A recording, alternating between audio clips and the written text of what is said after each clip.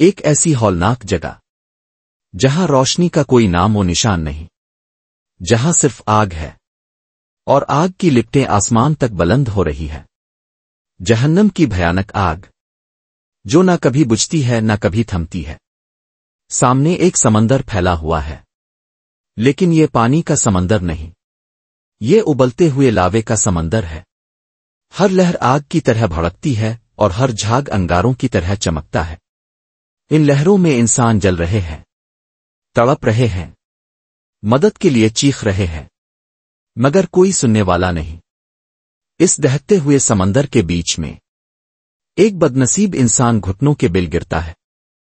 اس کا جسم جل کر سرخ ہو چکا ہے، چہرہ درد سے بگڑ گیا ہے، وہ اپنے ہاتھ آسمان کی طرف پھیلاتا ہے، مدد کی ایک آخری امید کے ساتھ، مگر اچانک اس کے پیچھے ایک ہیبت ناک سایہ ابھرتا ہے۔ وہ ایک فرشتہ ہے، مگر رحمت کا نہیں۔ یہ وہ فرشتہ ہے جو صرف عذاب کے لیے بنایا گیا ہے۔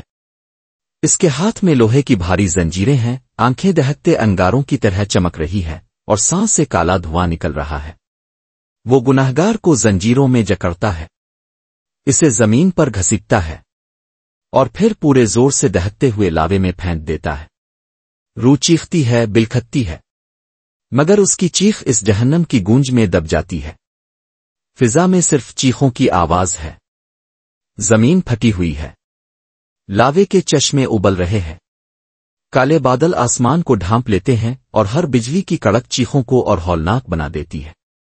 آگ کی چنگاریاں ہوا میں ایسے بکھرتی ہے جیسے آسمان سے ٹوٹے ہوئے تارے زمین پر برس رہے ہوں۔ یہ ہے جہنم کا منظر، وہ جگہ جو صرف گناہگاروں کے لیے تیار کی گئی ہے۔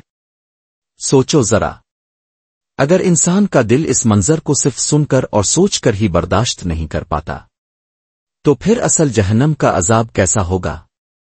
کیا تم تیار ہو؟ پھر تم اس راستے کی تلاش میں ہو جو تمہیں ہمیشہ کے سکون، روشنی اور جنت کی طرف لے جائے؟